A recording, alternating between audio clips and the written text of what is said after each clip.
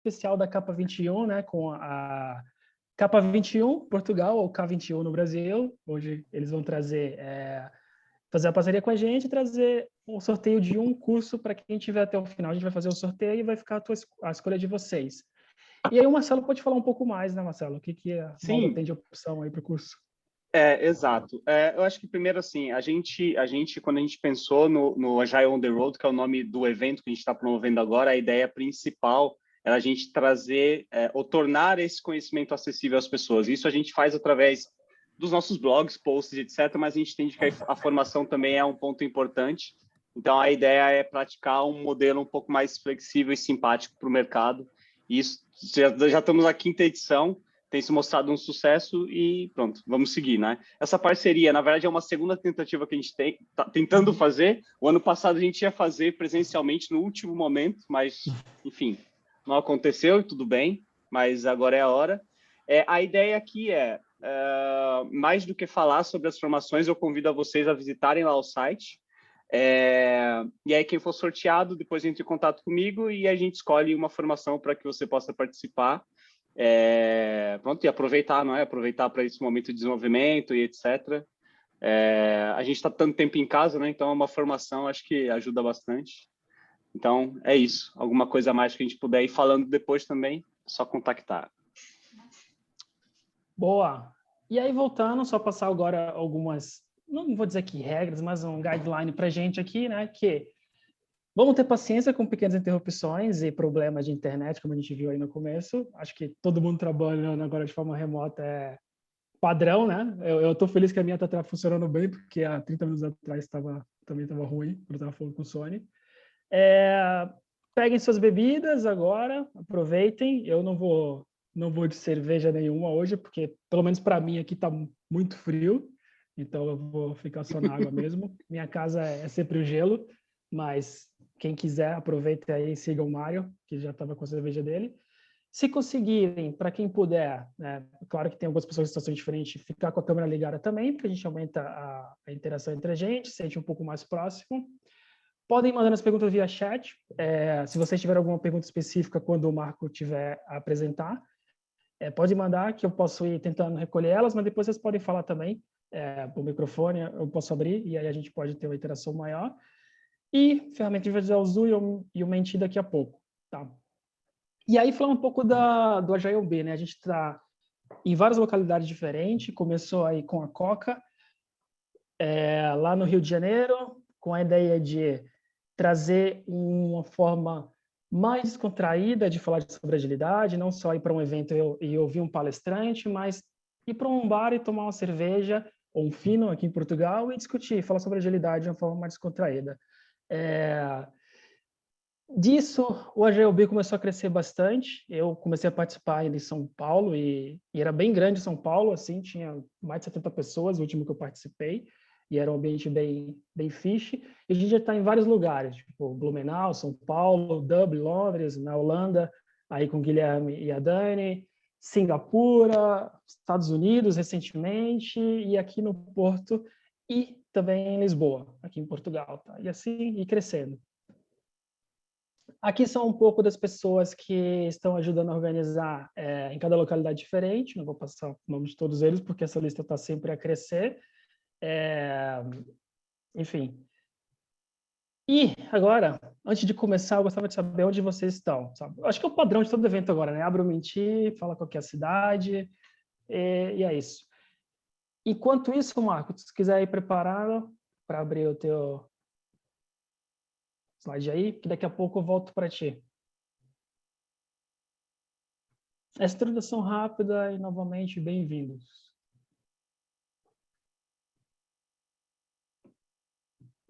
Acho que eu parei de fazer sharing sem querer aqui.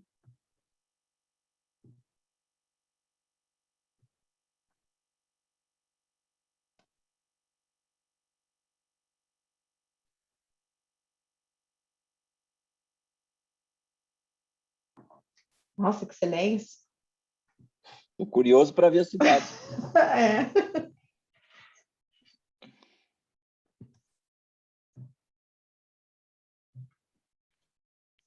Aí está. Estão conseguindo ver? Show. Agora sim. Aí sim, acho que o Porto, como sempre, quando é aqui em Portugal, é basicamente Porto. Amsterdã, Vila do Conde, Gaia, Oxford. O que está em Oxford? Vai ser diferente. Ninguém? Tem gente de Recife que tá no chat, olha.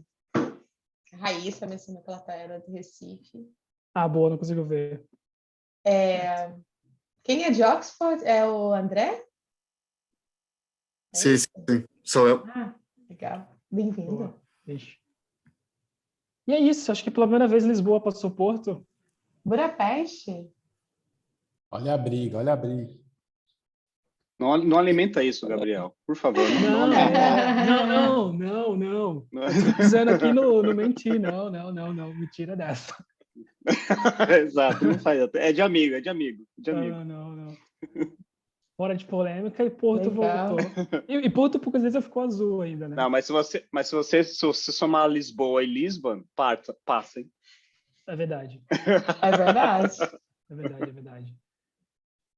Boa, malta. Enquanto tá acontecer, a gente vai ter uma mudança. Não vou passar o slide até porque a gente já perdeu um tempinho no começo, mas o que a gente faz normalmente a gente tem uma talk, que hoje vai ser com o Marco Pinheiro, e ele vai se apresentar melhor, a gente começar. E a gente tem aquele momento que a gente faz os breakout rooms e a gente faz uma discussão, né, com o Limbi. Cada um pega a sua cerveja, seu fino e começa a discutir.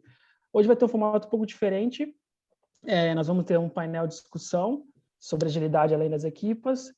Eu apresento melhor daqui a pouco, todos vão participar do painel assim que acabar. E, para quem não quiser fazer pergunta diretamente, pode ir mandando no chat, novamente, que eu posso fazer tanto para o Marco como na hora do painel. E é isso, Marquinho. O Marco, né? Aqui no ambiente de trabalho. Então, tem que ser mais sério. É isso, Marco. Quando quiser fazer o sharing aí, pode começar. Bora lá. Inspirado aqui com o Sony Maia à minha frente, as saudades que eu tenho de trabalhar com o senhor. Que Bora lá. saudades. Então, Marquinho, apresente-se, primeiro de tudo, né? Acho que vale... Talvez eu não sei se ele vai falar, mas o Marquinho tem o Marco tem uma característica meio única, né? Já é o coach e psicólogo. Então, a gente vai ouvir agora um pouco mais sobre o comportamento do que sobre a agilidade em si. E é sempre um tópico muito interessante porque tira a gente um pouco da zona de conforto e não vem sempre com o mesmo assunto que a gente já está acostumado, né? Então, vamos lá, Marquinho. Marco, dá teu show. Estás à vontade. Eu estava a tentar arranjar aqui uma forma de tirar as vossas caras da frente do meu ecrã, mas vai ir mesmo assim, ok? Olá a todos, malta. O meu nome é Marco. Vocês já conseguem ver o meu ecrã? Sim. Sim, e não aparece o rosto das pessoas, não. Só a apresentação mesmo. Boa, não, era mais para me incomodar a mim, porque eu não conseguia ver, mas sim. Pronto, o meu nome é Marco, malta. Eu trabalho na Farfetch com o Gabriel e com outra malta que também vai estar aqui hoje. Já trabalho lá 2 anos e meio, por aí. Já tive o prazer também de trabalhar com o Sónia lá e com outra malta que também está aqui na call. E pronto, e hoje vamos falar aqui um bocadinho, como o Gabriel já falou, sobre social experiments. No mundo da agilidade e naquilo que são as nossas jornadas ágeis, é sempre importante nós estarmos capacitados a entender mais sobre a natureza humana. E hoje vamos falar um bocadinho sobre alguns dos principais pilares, ok? Vai ser algo simples, mas ao mesmo tempo para tentar inspirar alguma curiosidade e pesquisas futuras que vocês possam fazer lá mais para a frente, ok? Então, nessa ordem, o que é que vamos falar sobre hoje? Vamos falar sobre alguns clássicos, ok? Sobre aquilo que é o comportamento humano e algumas tendências que nós temos que podem ou não ser óbvias, mas de alguma forma nós vamos exemplificá-las aqui com algumas experiências clássicas. Depois vamos falar um bocadinho sobre felicidade, ok? E depois, para finalizar em grande, com o tópico de motivação e dinheiro, ok? Portanto, aqui vão ser estes os tópicos que vamos abordar hoje. Continuando. Começamos aqui então com alguns clássicos e vamos começar por falar de Group Conformity. Group Conformity. Alguém já ouviu falar de Group Conformity? Podem escrever aí no chat se quiserem, entretanto. Podem ir reagindo aí pelo chat. Estão à vontade, que eu acho que consigo ver o balãozinho a aparecer aqui. Eu já vi um filme sobre conformidade, que está na Netflix, inclusive. Boa. Há alguns documentários que também nós às vezes vão aparecendo, e eu trouxe aqui 2 experiências para nós refletirmos.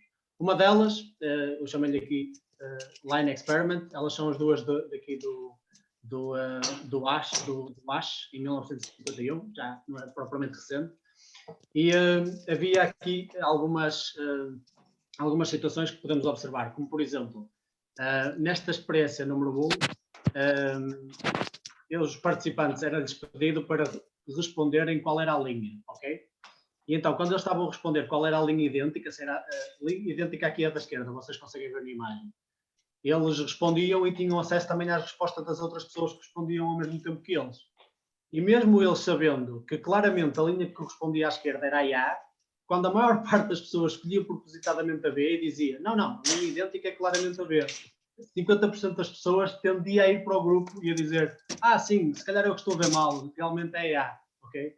Então há aqui um efeito muito forte relativamente a group conformity, no que podemos verificar, e estamos a falar de pessoas inteligentes, não é? Pessoas que claramente não tinham problema de visão, etc., mas que se deixaram influenciar apenas pelo grupo estar a seguir um certo caminho. Outro exemplo que eu posso dar, eu não sei se vocês conhecem o canal do YouTube Vsauce, vocês conhecem? Não. Sim, brutal. Outras conhecem, outras não. Para quem não conhece, fica a dica. É um canal muito fixe, que fala de vários temas. Há pouco tempo, por acaso, até ele criou uma série só a falar sobre experiências de psicologia. Muito fixe, e aconselho. Mas eles fizeram lá uma experiência para simular umas experiências mais clássicas, que era o stand-up bell, ok? Que veio também do ASH. E o que é que eles fizeram? Eles simularam uma ida ao dentista, e depois nessa ida ao dentista, eles colocaram as pessoas todas sentadas numa sala, só que todas elas eram atores, excetuando uma pessoa que estava a chegar para ir ao dentista, né? E essa pessoa sentava-se, aquilo tinha sido uma desculpa de um vale dentista grátis, algo assim do género. Essa pessoa sentava-se e depois, sempre que tocava uma espécie de som, uma espécie de campainha, todas as pessoas se levantavam e ficavam todas assim de pé. E a pessoa, tipo assim, de repente ficava, é que as pessoas estão todas a pôr a pé? E ninguém dizia nada, eles punham-se em pé, ficavam aí 5 segundos em pé e depois sentavam-se todos. As pessoas achavam aquilo um bocado estranho, mas a verdade é que 80% delas acaba por se levantar também. Acha que aquilo é tipo um ritualzinho, alguma forma de se manter de pé. Tipo, eles assumem coisas, não é? Porque ninguém diz nada. Se calhar é porque passado um tempo é bom levantar e não estar sempre sentado, mas de qualquer das formas, 80% deles acabam sempre por fazer o mesmo. E acabam sempre por conformar com o grupo e fazer o mesmo que eles, neste caso, levantar-se sempre que a campainha toca, ok? Isto aqui, claramente, um exemplo de cãozinho de Pavlov, ok? Mas, neste caso, de conformidade com o grupo. Isto é importante porquê? Isto é importante principalmente quando nós estamos a trabalhar em equipa.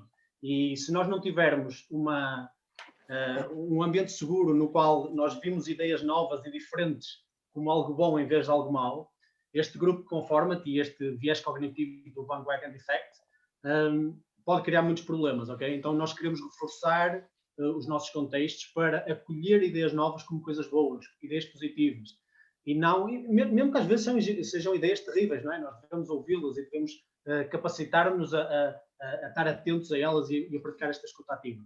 Porque nós já temos esta tendência natural a evitar isso, ok? Esta tendência natural já existe dentro de nós. Então, se nós não trabalharmos ativamente para aceitar estas ideias, pior ainda fica.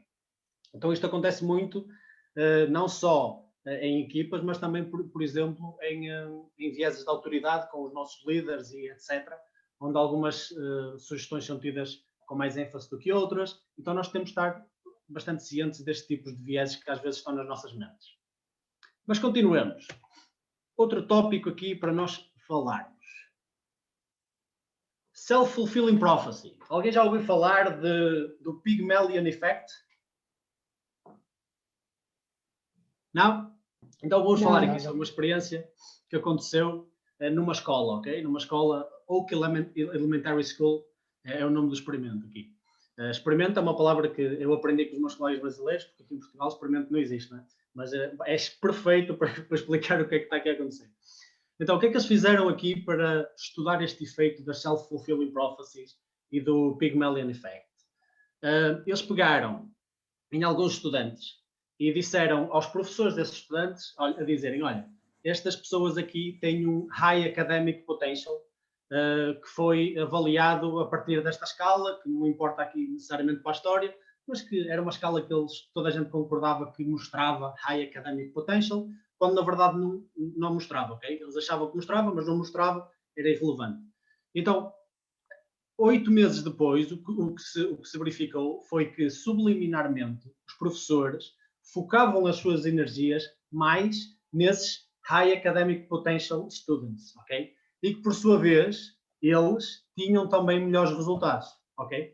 Então, o que aconteceu foi que esse grupo do High Academic Potential, por terem criado um viés à partida a esses professores de que eles eram os que tinham mais potencial, o que acabou por acontecer foi que eles focaram mais a sua atenção, mais a sua energia, se calhar até colocaram isto tudo, se calhar, mais ou menos consciente, não é?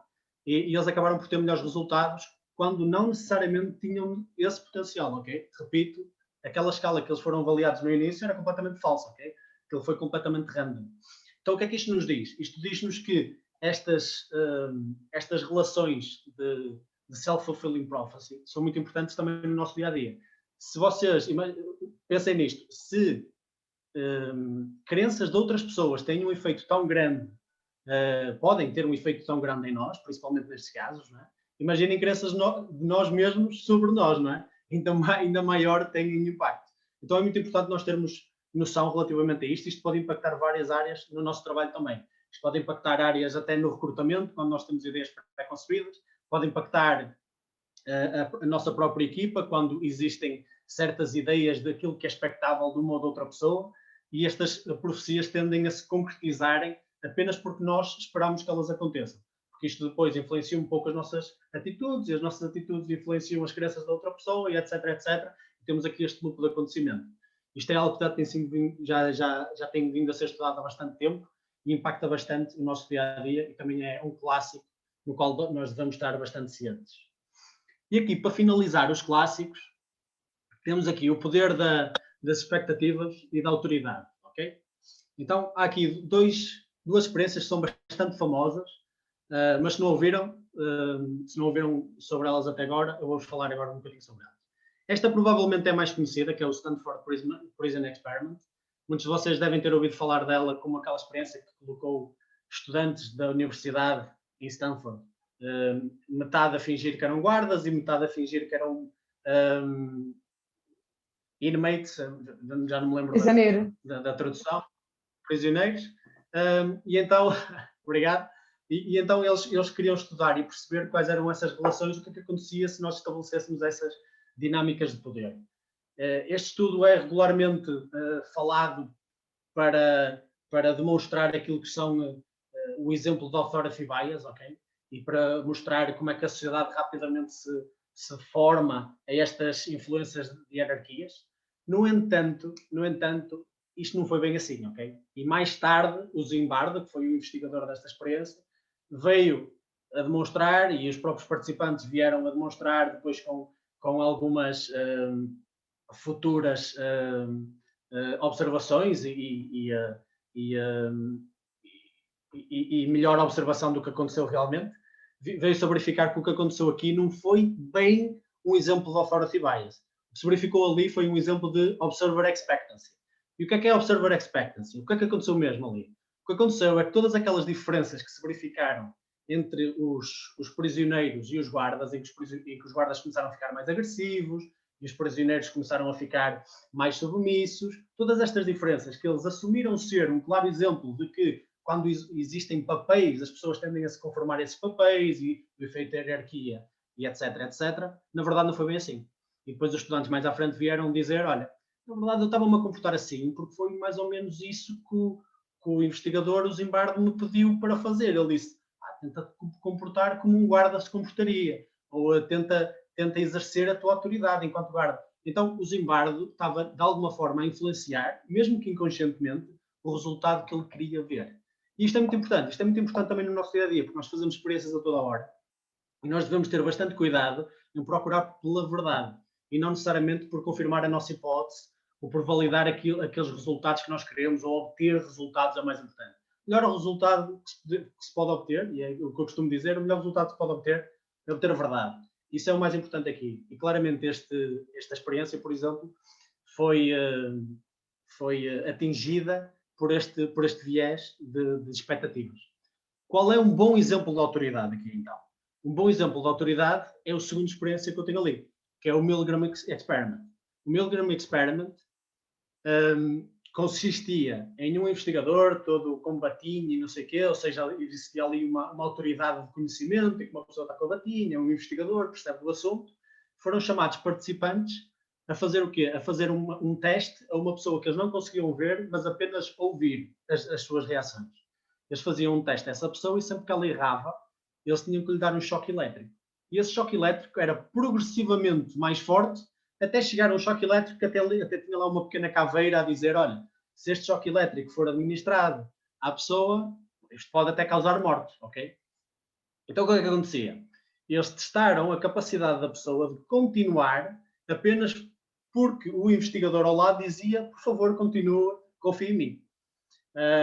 E então eles administravam o teste, sempre que alguém errava, eles, pau, choque elétrico. E a pessoa reagia, e ia reagindo progressivamente de forma mais negativa à medida que os choques elétricos eram maiores. Não é?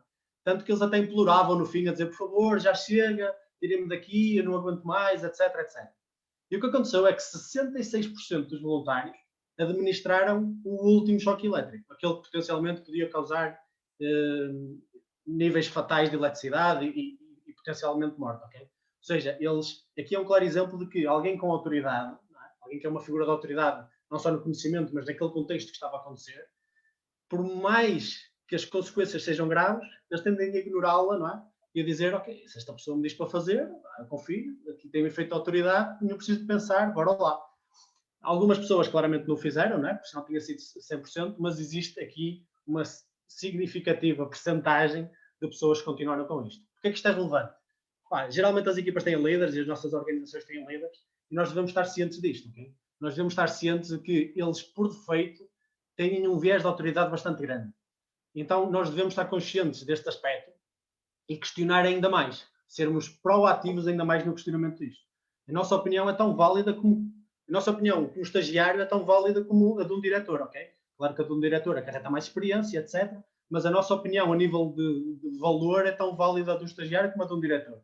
E nós devemos estar conscientes que a nossa mente não funciona assim. Não é? Quando um diretor fala, nós automaticamente colocamos mais valor naquilo que ele diz do que se for um estagiário que nós tendemos a não colocar tanto valor e a passar assim mais um bocado ao lado. E com isto termino aqui os clássicos. Vamos passar para um tópico quente aqui de felicidade. Então, relativamente à felicidade, alguém já viu este gráfico e não só se viu, mas o que é que vocês encontram de estranho neste gráfico? Se alguém perceber alguma coisa de estranho, abra o microfone e diga. O ponto fora da curva. É um outlier aí. Alguém já tinha visto este gráfico? Não. Este conceito da cult of the average? Não. Não? Então, eu trago este gráfico porquê? Só para introduzir este tema da felicidade, por vários aspectos que depois vão fazer mais sentido já à frente, ok? Mas existe muito, atualmente, uma tendência para nós olharmos para averages, para olharmos para médias, para aquilo que são tendências e médias, não é? Então, lentamente a psicologia, a sociologia, a economia, até às vezes ciências menos sociais, como a medicina, etc., olham muito para médias e tendências. No entanto, particularmente na psicologia e na sociologia no passado, nós tendíamos a olhar para o quê? Tendíamos a olhar para as exceções, os outliers, ok? Porque são esses outliers que fogem da norma, como está este pontinho aqui, não é? Completamente fora, ele está aqui a estragar os dados, não é? Estes dados estão tão limpos, de repente está ali um outlier a estragar os dados. Toca apagar esse outlier. Eu, quando estudei na universidade, ensinava-nos a apagar os outliers. E diziam assim, olha, se uma pessoa fugir muito da norma, X porcentagem, é claramente um outlier e não pertence a esta experiência. Okay? Por isso tu apagas, seja acima ou abaixo, apagas os outliers. E isto acontece muito em qualquer investigação. O que é bastante irónico, porque no passado nós olhávamos precisamente para esses outliers para buscar informação. Dos dois exemplos que eu trago aqui é, por exemplo, o Phineas Gage, que é bastante falado, por exemplo, no livro do Damasio, do erro de Descartes, se algum de vocês já leu. Porquê? Porque aqui, a partir do Phineas Gage, nós conseguimos perceber melhor como é que as nossas emoções são formadas no nosso cérebro. O Phineas Gage levou com um cano que ele tem ali na mão, na fotografia, aqui debaixo da cara até aqui em cima, e passou-lhe aqui pelo olho e pela parte da frente do cérebro. Então ele ficou automaticamente cego do olho esquerdo e, ao mesmo tempo, parte do seu lobo frontal ficou danificado. Ele não morreu, mas as suas emoções e a sua capacidade de tomar decisões ficou muito afetada. Então, a partir daí, nós conseguimos perceber que áreas do cérebro são responsáveis pelo quê. O mesmo aconteceu também com o famoso AGM, não é? O Henry Molaison aqui, que ele teve um acidente e, a partir do momento em que teve o acidente, não conseguia formar memórias a longo prazo. Simplesmente conseguia formar memórias a curto prazo. Ou seja, ele sempre fazia alguma coisa, passado 10 segundos esquecia-se. Okay? Então, ele não se lembrava absolutamente de nada a partir do momento em que tinha feito 20, 25 ou 26 anos. Eu já não me lembro em que idade é que ele teve o acidente. E então isto também nos ajudou bastante a perceber como é que as memórias são formadas no nosso cérebro. Então, toda esta cultura da média soa um bocado estranha, não é? Então, porquê é que nós ignoramos os outliers se temos tanto a aprender com eles? No entanto, reparem que os exemplos que eu dei aqui de outliers são exemplos negativos. Então, mais à frente, o que é que a psicologia pensou? Ok, nós olhamos para exemplos negativos, agora estamos a tentar ignorá-los um bocado, e olhamos mais para as médias. E se olhássemos para outliers positivos? Por que não olhar para outliers positivos? Por que não olhar para as pessoas que têm muito sucesso, ou que têm muita felicidade, ou que realmente têm uns fatores absurdos comparados com a média? Okay? Então, começou-se a ver isso, a estudar sobre esses assuntos, e começou-se aqui a fazer algumas ligações. A pergunta que eu gostava de começar por fazer era: o que é que vocês acham desta relação e do que é que para já se sabe sobre esta relação? Acham que o sucesso é um precessor para a felicidade? Sucesso gera felicidade? Não, não necessariamente. Então porquê? Seria mais ao contrário. Hum. Se calhar a felicidade é que pode gerar sucesso, não? Quem é que disse que podia ser mais ao contrário? André Oliveira. Ele. É o gajo de Oxford, não é? Sim. Pois, só podia. Pá. O gajo de Oxford tinha que saber claramente sobre essa Mas ele pouco tem a ver com Oxford, atenção. Só vivo aqui. Depende da tua definição de sucesso. E também Exatamente o que eu ia dizer. Vai depender. E depende daquilo que é o ponto de vista sobre essa visão. Por exemplo, Aristóteles dizia que a felicidade, o máximo da felicidade era tu seres supremo naquilo que fazes, ou seja, seres um pianista, seres o melhor pianista e seres supremo, se és um pintor, e supostamente, segundo Aristóteles, isso era igual a felicidade extrema e pode ser também considerado sucesso. Agora, aí está, depende do conceito de felicidade. Para mim, o sucesso é a certeza de que eu fiz o melhor do que eu podia nas condições que eu tinha. E o que eu pude fazer meu máximo. Para mim, esse é sucesso e me deixa feliz. Mas também temos situações em que o sucesso... há pessoas com sucesso e não são felizes nas áreas deles. Porque o sucesso é relativo, se calhar, a perspectivas que elas possam ter ou objetivos diferentes. E nós olhamos para eles como pessoas de sucesso, mas eles não se olham para eles como pessoas de sucesso. Ou nas áreas que eles pretendiam, não é? Excelente, excelente. Malta, excelentes observações. Felicidade não seria algo momentâneo também? Diz, Cristiano, desculpa. Felicidade não seria algo momentâneo? Boa, também Ninguém é feliz eterno. A felicidade flutua bastante, sem dúvida. Perfeito. Perfeitas análises. Gostei especialmente aí da menção a Aristóteles, ok? E dessa noção dele do telos, não é? De que a felicidade máxima é a nossa concretização do telos e do nosso propósito maior. Mas, geralmente, esta relação, eu diria que está errada, ok? Eu diria que esta relação direta está errada. O que é que normalmente podemos dizer e tem vindo a ser demonstrado como uma relação direta? Alguém disse aí, se calhar é mais ao contrário. E sim, algumas investigações têm vindo a demonstrar, pelo menos para já, de que pessoas mais felizes atingem mais facilmente a sua definição de sucesso. E sucesso pode significar várias coisas, ok? Pode significar, eu quero viver mais tempo. Pode significar, eu quero ter mais sucesso no meu trabalho. Pode significar, eu sinto-me mais bem-sucedido na minha família, etc, etc. Então, várias coisas podem significar sucesso. Então, o que acontece aqui é que esta felicidade que normalmente nós associamos a atingir alguns objetivos. Eu quando fizer isto, ou tiver aquilo, ou for àquele lugar, é que eu vou ser feliz. Não é? Há muitas pessoas que dizem isso. Eu quero atingir aquele sonho e assim eu vou ser feliz. Depois chegamos lá e, mas eu não atingi a felicidade. Isto até foi um conceito explorado no último filme da Pixar, não sei se viram, o Soul. O Soul explora muito bem este conceito. No fim, quando ele faz aquele concerto de jazz que ele tanto queria, ele chega ao fim e diz: mas eu pensei que ia sentir melhor, eu pensei que ia ser assim uma coisa mais estrondosa. Mas não, porque a felicidade não é dependente de acontecimentos externos, a maior parte das vezes. Claro que as influenciam, mas o principal fator delas está no interno. Não é? Então o que é que acontece aqui? Como estava muito bem aí o Cristiano a dizer, a felicidade também flutua, não é?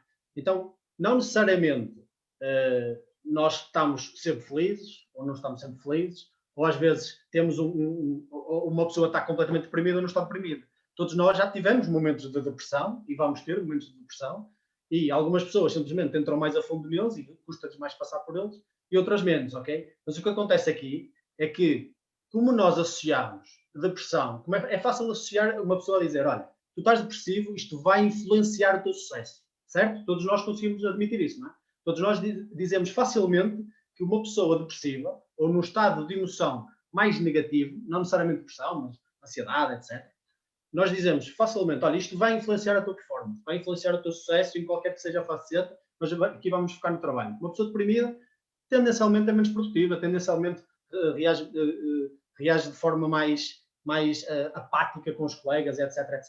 Então, porquê é que nós não fazemos exatamente o mesmo elo de ligação? Ao contrário, não é? Se o estado de emoção negativo influencia negativamente a nossa performance, claramente o estado de emoção positivo também vai influenciar a nossa performance no aspecto contrário, ok? Não necessariamente elas são equivalentes, mas esta foi a questão que nós começámos a fazer. Então, algumas das experiências que eu vou partilhar aqui convosco vêm de vários âmbitos diferentes, ok? Eu estou-me aqui a basear bastante em experiências, mesmo para nós termos aqui um conhecimento empírico das coisas, não é? Então, eu não vou aqui citar muitos autores agora, porque eu vou fazer assim, um ramp-up de várias experiências, mas, por exemplo, na medicina, nós tivemos aqui alguns médicos que, quando colocados num estado positivo, antes de diagnósticos ou antes de certas operações, etc., conseguiam ter esses diagnósticos 19% mais rápidos, ok? E aqui estamos a assumir que foram todos accurate, que foram todos certos, ok? Então, médicos colocados num estado de humor positivo, a priori, né, primados por este frame de positividade antes de fazerem estes diagnósticos, eram 19% mais rápidos, ok? E eles não estavam mais felizes porque eram mais rápidos, eles foram primados e depois foram fazer o diagnóstico. E verificou-se aí logo uma diferença absurda. Isto não comparando com negativos, simplesmente comparando com neutros. Neutros é pessoas não primadas, ok? Um exemplo também em vendas. Em vendas, há vários estudos que mostram isto, mas em vendas, isto aqui se calhar é uma ligação mais óbvia. Pessoas que fazem vendas mais otimistas tendem a ter uma auto-performance, né? Tendem a ser muito mais produtivos do que os seus outros colegas que têm uma visão mais pessimista da coisa. As pessoas acarretam mais energia, são mais otimistas, isto claro também ajuda-as a influenciar, mas também as ajuda a serem mais bem-sucedidas no ato de venda. Onde entra aqui as coisas mais estranhas, ok? Eu vou começar a entrar aqui no mundo mais estranho. Habilidade matemática, ok? É que na própria inteligência influencia, ok? Então, estudantes primados aqui a estarem mais felizes antes de fazerem testes matemáticos tendem a ter melhores resultados do que os seus pares neutros, ok? Ou seja, até na nossa própria habilidade matemática, que é algo que nós achamos que é super aritmético e super racional, tipo, que é que importa se eu estou feliz ou se estou mais deprimido? 2 mais 2 são 4, não é? É óbvio que as contas não eram 2 mais 2, não é? Mas uma equação é uma equação. Eu sei fazê-la deprimido, também sei fazê-la contente. O que não é o caso, ok? Eles eram muito mais rápidos a fazê-lo, desenvolviam mais facilmente criatividade para a própria resolução do problema, etc. E aconteciam aqui efeitos muito bons nessa própria matemática ability. Outros 2 exemplos que eu tenho aqui é work performance. Houve aqui um exemplo onde nós tínhamos 272 empregados numa empresa, que ao longo de 18 meses, aqui foram foi bastante tempo, eles conseguiram criar uma correlação entre aquilo que era as suas avaliações e até o seu próprio salário, baseado numa escala de... Eles não primaram aqui, eles simplesmente viram qual era a tendência natural para as pessoas, ok? E eles conseguiram criar uma relação entre a felicidade geral das pessoas e as suas avaliações e melhor pagamento, ok? Claro, assumimos aqui que as avaliações foram bem feitas, mas conseguiu-se criar também aqui uma relação ao longo do tempo entre pessoas no início destes 18 meses e no fim, que geralmente tinham um sentido de positividade na sua vida, tinham melhores avaliações e melhor pagamento consequente dessas mesmas avaliações, claro.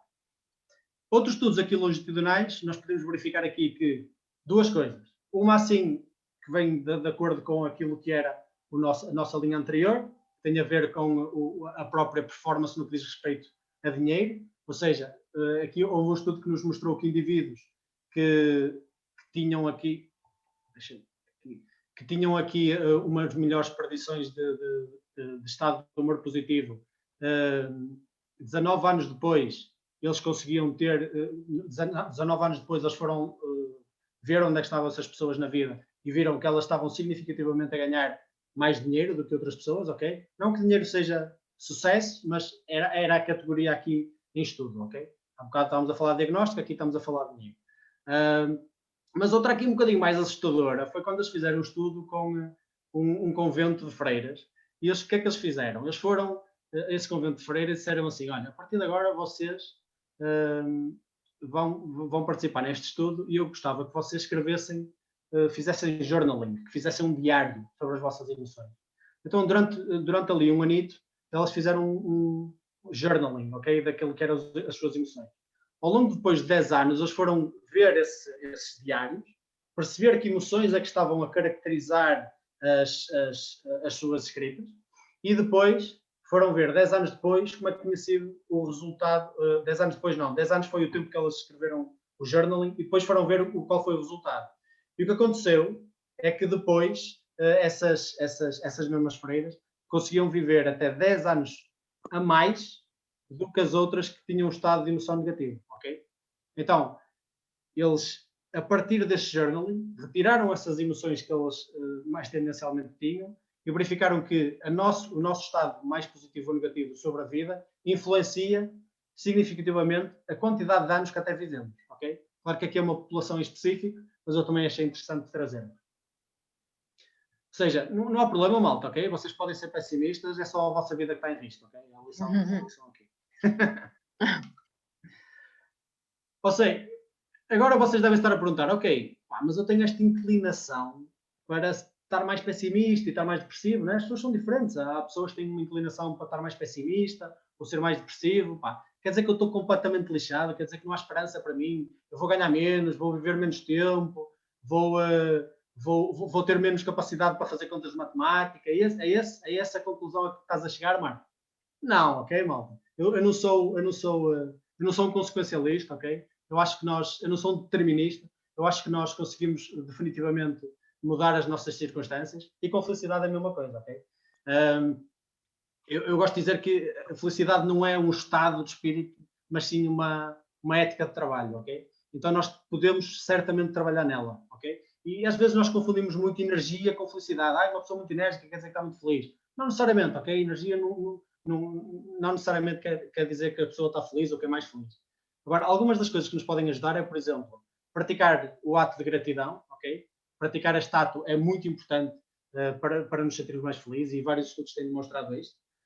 Eu conheci uma pessoa que foi minha mentora de coaching, que ela costumava dizer que ela não saía da cama, isto é um bocado extremo, ok? Mas ela não saía da cama sem chorar lágrimas de gratidão. Eu não sei se ela chorava com muita facilidade também, não sei, mas ela não saía da cama sem chorar lágrimas de gratidão. Era o exercício dela que ela aplicava aqui para se tornar mais feliz e para exercitar a sua gratidão.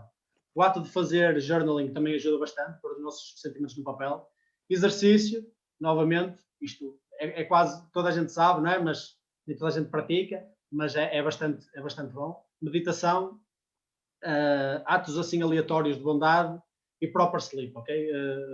Aqui nós conseguirmos ter um sono apropriado e de qualidade e bastante higiene do sono. Não sei se alguns de vocês seguem CrossFit, mas e se alguns de vocês seguirem devem conhecer o Matt Fraser. O Matt Fraser foi o campeão nos últimos 5 anos. Ele costumava dizer que se sono fosse uma droga, ela já era proibida por causa do doping, ok? Então, ter um sono muito higiênico é, sem dúvida, incrível para a nossa felicidade.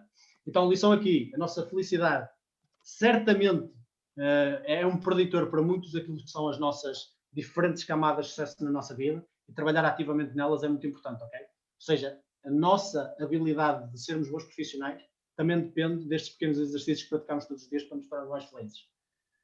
E agora aqui, por último, para acabarmos com um tópico em grande, não é? Um tópico, porra, motivação, às vezes ela está mais alta, às vezes está mais baixa, flutua, mas o que é que afinal influencia a minha motivação? Opa, se me pagassem mais 500 euros é que eu ficava mais motivado, aí sim, de certeza que eu ia produzir mais. Eu vou-vos falar aqui de um estudo e de um investigador que eu gosto muito, que se chama Dan Ariely, ok? E o Dan Ariely, deixem-me só tirar aqui as vossas caras da frente, que eu às vezes não consigo ver. O Dan Ariely fez aqui um estudo, ele fez vários, eu vou falar aqui de 2, para tentar exatamente perceber como é que funciona esta motivação, ok? Então o que é que ele fez aqui? Neste estudo ele chamou-lhe o Bionic Leg Experiment, e existem aqui 2 grupos, ok? O grupo do Meaningful Group e o grupo do Sisyphus Group. O que é que acontecia? Eles randomizaram pessoas e diziam a um grupo assim, olha, constrói esta figura de Lego, e depois eles pegavam na figura de Lego e guardavam a figura de Lego ao lado e diziam agora constrói outra, e guardavam a figura de Lego ao lado, e iam progressivamente pagando essa pessoa cada vez menos, ok? Começavam tipo com €1, imaginem, depois pagavam 90 cêntimos, e depois 80 cêntimos, e depois 70 cêntimos, e viam quando é que a pessoa parava, não é? Quando é que construir o Lego não compensa para o dinheiro que me estão a pagar. No outro grupo faziam exatamente o mesmo sistema de progressivamente pagarem menos, mas eles não guardavam o Lego. A pessoa construía o Lego, por isso é que estamos aqui de Sísifos, não é? A pessoa construía o Lego, eles destruíam o Lego, mesmo em frente à pessoa, destruíam a figura de Lego e diziam, agora se quiseres podes construir outra vez, eu pago menos 10 cêntimos. Qual destes grupos vocês acham que fez mais figuras de Lego? Ou seja, que mais fez figuras de Lego, pelo menos por um menor pagamento? Se vocês tivessem que adivinhar, o grupo à esquerda ou o grupo à direita? Da esquerda. Esquerda, sim. À esquerda? À esquerda. Então e porquê? O dinheiro que eles Sentir ganhavam era um o mesmo. propósito. Mas sentir um propósito do que está a fazer, que serve para alguma coisa. Certo, estão a construir alguma coisa, não é? Não estão a ver o trabalho deles ser destruído. Exatamente. É isso mesmo. Muito bem, malta. Eu, afinal, não vos venho aqui ensinar nada, ok? Só estou aqui a fazer perder tempo. É exatamente isso, malta. Ou seja, o grupo, e é uma diferença significativa, o grupo Meaningful Group, que chamamos aqui de grupo com propósito, construiu significativamente mais Legos, ok? Aqui, em média, 11 Legos, enquanto que o outro só construiu 7. Ok? Então, bastou dar-lhes um pequeno significado de propósito, que era, olha, o que tu constróis não está a ser destruído, para eles construírem mais Legos por menos dinheiro, ok? Então nós aqui isolamos a constante dinheiro e fomos perceber o que é que influencia mais estas dimensões, ok? E vocês devem estar agora a perguntar, a dizer, porra, mas eu gosto muito de Legos. Eu de certeza, mesmo que estivesse no grupo à direita, eu ia fazer mais Legos só porque gosto de fazer Legos. E eu tenho-vos a dizer que vocês até podem achar isso, mas o que aconteceu não foi isso, ok? Eles também testaram essa variável e testaram aquilo que era o quanto as pessoas gostam de fazer Legos. E, basicamente, o que nós verificamos é que, olha, mesmo que tu gostes muito de Legos, aquilo que acontece é que o número de Legos que tu fazes continua a ser ali, em média, o mesmo, ok? Enquanto que no Meaningful Group, reparem, quanto mais nós gostamos de Legos, mais fazemos.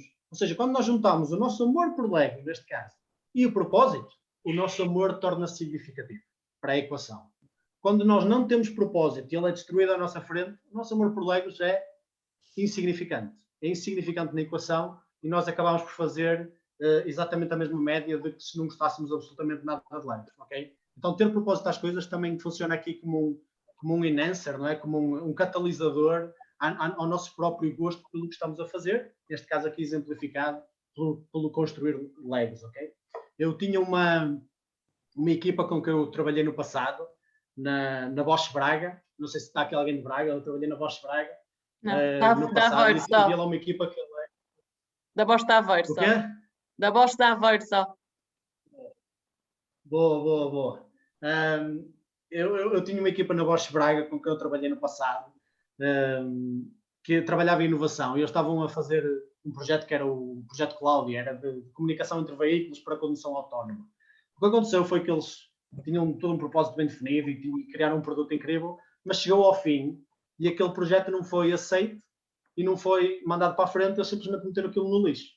Aquilo afetou de tal maneira a equipa, o facto de eles terem estado a trabalhar tipo 1 ano e meio por uma coisa que depois foi completamente ignorada e deitada ao lixo, que eles que, passados 6 meses, tinham todos saído da Bosch, okay? Tinham todos ido embora. Okay? Eu acho que não resistiu uma única pessoa dessa equipa. Okay? E eles não saíram porque não tinham outro projeto para fazer ou não havia novos desafios. Não, certamente havia. Mas aquilo afetou bastante a motivação deles e eles claramente, e mesmo eles explicitavam a dizer que aquilo tinha afetado bastante a motivação deles.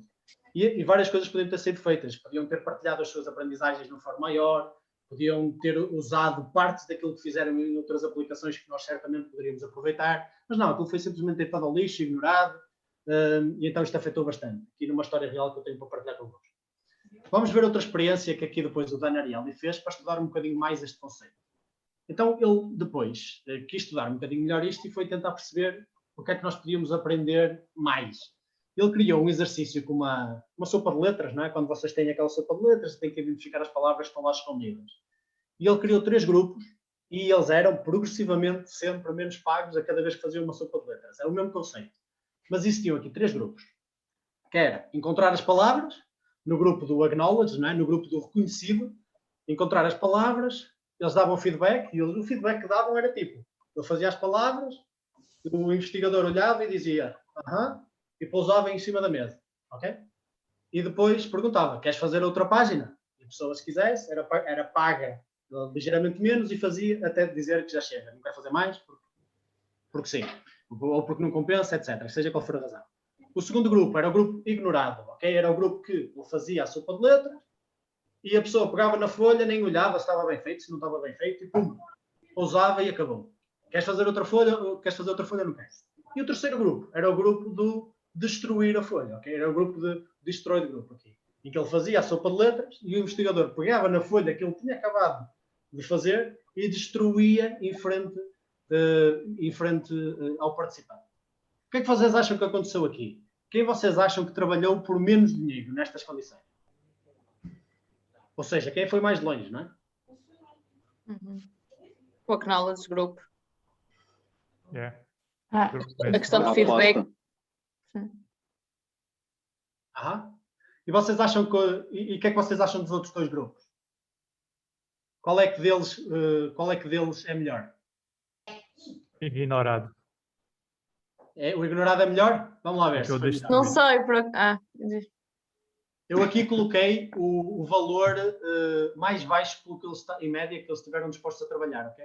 Em vez de colocar o número. Ou seja, quanto mais baixo, melhor. Quer dizer que eles trabalharam mais para chegar àquele valor mais baixo, ok?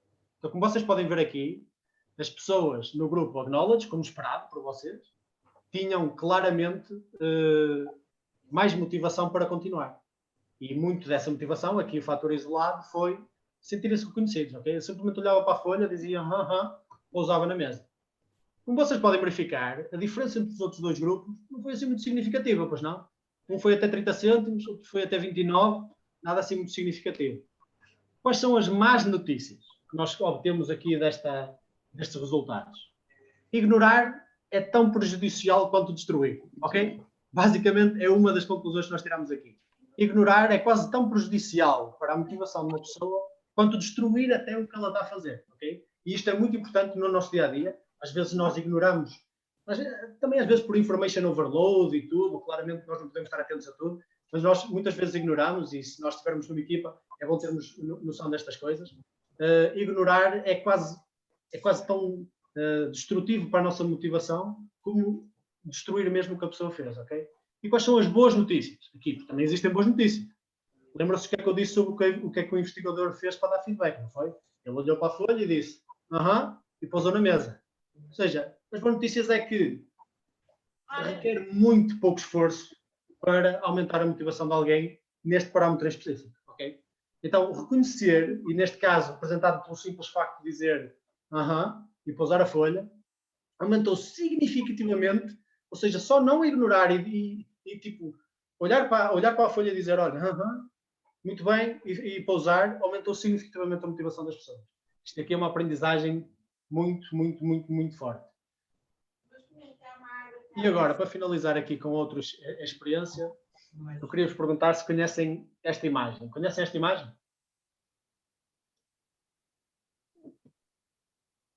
Não. Não. Não? Ok. Esta imagem explorou melhor aqui o conceito do dinheiro e como é que ele melhora ou não a nossa performance. Ok? E eu queria finalizar com esta reflexão. Nesta imagem era colocado este desafio às pessoas, em que eles diziam assim, olha, há dois grupos, um grupo com incentivo e um grupo sem incentivo. No grupo 1 dão um maior incentivo a quem resolver o primeiro prémio, e o prémio é grande, não é? E no grupo 2 é só perceber quanto tempo é que eles demoravam a resolver, ok? Quem é que vocês acham que resolveu este problema mais rápido? O grupo 1, que era incentivado a partir de performance, ou seja, quanto mais rápido resolveres, mais nós te pagamos e maior é o prémio, ou o grupo 2, que simplesmente olhou para isto como um desafio e queriam só medir o tempo.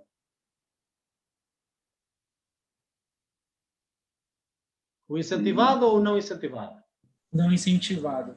É aquele desafio pessoal, tá, contratempo. É que eu acho que esse experimento está no Exatamente. 3.0, não está no livro do... Esse Dunker, eu acho que você viu esse livro, não foi? É provável, é provável. É bastante trazido à tona. Este experimento é bastante também antigo. Há algumas talks em que vocês provavelmente já possam ter ouvido falar sobre ele. Vocês podem ver que esta experiência não é necessariamente simples, é uma experiência complexa, ok? Então, como é uma experiência complexa, as pessoas estavam muito motivadas a fazê-lo a partir do dinheiro. De alguma forma, performaram mais negativamente relativamente a pessoas que tinham incentivo zero, ok? Simplesmente era um desafio. Como vocês podem ver, o resultado aqui desta experiência era o quê?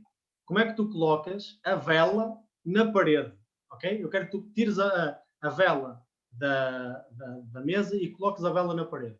Vocês podem ver o resultado direito. Tinha que se fazer aqui um bocadinho de elasticidade mental, ok? Para perceber que a caixa que tem os parafusos também pode ser utilizada para colocar a vela, ok? Então não era um exercício simples, ok? O que é que acontece se nós tornarmos este exercício mais simples, ok? Pelo simples ato de tirar os parafusos da caixa, ok? Os parafusos já não estão na caixa, agora estão fora da caixa. O que é que vocês acham que acontece aqui à mesma experiência? A experiência, em vez de ser há bocado com os preguinhos dentro da caixa, agora está fora da caixa. O que é que vocês acham que acontece? Qual é o grupo que performa mais? O primeiro ou o segundo? O que era beneficiado ou o segundo? O primeiro? Porquê que era o primeiro? Porque agora já parece mais simples, então vão atrás, tentar ser os mais rápidos para irem atrás do prémio. Eu diria que fica mais intuitivo a partir do momento que você vê as coisas separadas. Exato, eram grupos diferentes, ok? Eles não necessariamente eram os mesmos que tinham feito há bocado, eles isolaram a experiência. Quando a Dani disse que o exercício era mais simples, é exatamente esse fator, ok? O exercício ser mais simples faz com que nós não tenhamos esta barreira que eu classifico aqui como functional fixedness, que é tipo uma fixação funcional da caixa como depósito para os pregos, ok? A partir do momento em que os pregos já não estão na caixa, a caixa pode ser utilizada para resolver o problema. Anteriormente não. Anteriormente eu tinha que refletir, pensar, ser criativo, pensar literalmente fora da caixa, ok? Então aqui, o que é que nós podemos observar com isto? Nós podemos observar que quanto mais complexos e mais requerem do nosso esforço mental resolver problemas, menos impacto tem a questão monetária, ok? Ou seja, para coisas muito simples, para coisas realmente super óbvias, pode ter impacto a questão monetária, porque é uma coisa super robótica, rápida de resolver, que exige menos racionalidade e esforço mental da nossa parte. Para coisas mais complexas, não necessariamente. Vocês agora devem estar a perguntar, mas isso significa então que no nosso contexto, no meu trabalho, que é super complexo, que requer bastante esforço mental, em que não há respostas certas, que dar mais dinheiro às pessoas não é uma fonte de motivação e produtividade? Pá, sim e não, ok? E com isso eu acabo com esta teoria do Esberg, da teoria dos 2 fatores, que representa aqui uma diferença entre aquilo que é satisfação e dissatisfação. As pessoas às vezes acham que alguém não está satisfeito, quer dizer que está insatisfeito? Não necessariamente, ok? Elas não são o contrário uma da outra. Uma pessoa pode não estar satisfeita, mas isso não quer dizer que está insatisfeito. E aqui ele separa dois tipos de fatores de motivação, que é os fatores higiênicos e os fatores realmente motivacionais. Então, por exemplo, o achievement, o reconhecimento, a responsabilidade, o trabalho em si, não é? A evolução do meu trabalho e o crescimento são fatores motivacionais.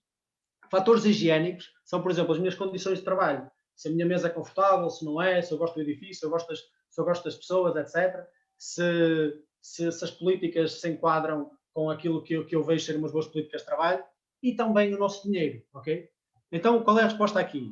Sim, o dinheiro influencia, se não estiver a corresponder ao nível higiênico, ok? Por exemplo, eu tenho aqui luz, por acaso não está muito forte, mas eu tenho aqui luz na sala onde eu estou, e esta luz não me está a motivar neste momento. Ela não me motiva por estar ali acesa. Mas no momento em que ela falha, ela desmotiva-me. Ela cria-me dissatisfação, ok? Ela não me está necessariamente a criar satisfação por estar aqui, mas ela cria-me satisfação se deixar de existir, ok? E é exatamente a mesma coisa com este fator do dinheiro. Nós temos que encontrar aquilo que é o real valor que corresponde ao valor que estamos a obter de volta daquele particular colaborador ou daquele particular profissional. E depois, a partir daí, o que os estudos nos mostram é que não é esta a melhor forma de motivar as pessoas, ok? Certamente, se aquilo funcionar como satisfação para aquela pessoa, deve ser ajustado, mas se nós quisermos realmente performar melhor e retirar mais partido daquilo que são os nossos profissionais, não é simplesmente apagar-lhes mais e pelo caminho mais fácil, nós vamos obter mais deles. E deixo-vos aqui com esta reflexão final, ok? Eu fui muito superficial à medida que fui falando sobre estas teorias, isto tem muita profundidade, e se vocês quiserem aprofundar, eu deixo aqui referência a estes quatro livros, que têm quase todos estes conceitos, ok? Aqui o livro do Dan Ariely, do António Damasio, do Sean Anker, aqui do Happiness Advantage, e do Dan Pink, que provavelmente já ouviram falar, ok? E, malta, obrigado pela vossa atenção, obrigado pela vossa participação também e pelas perguntas, e qualquer coisa, podem perguntar, abrir o microfone, estão à vontade. Lindo! Muito bom, Marco, muito bom. Muito obrigado. Deu para ver a malta interagindo ali no chat, então o mouse estava com o engagement alto, né? E foi interagindo na apresentação. Eu vou pular a parte de perguntas só por causa do tempo, porque como a gente demorou um pouco para começar, só para a gente não atrasar muito, não terminar muito tarde, então eu vou passar para o painel. E aí, se alguém tiver alguma pergunta mais específica, pode fazer também, e aí acaba que o Marco responde e a gente vai adicionando em cima, tá? Dani, eu não lembro o que eu tinha começado a gravar, se tu quiser parar e começar de novo.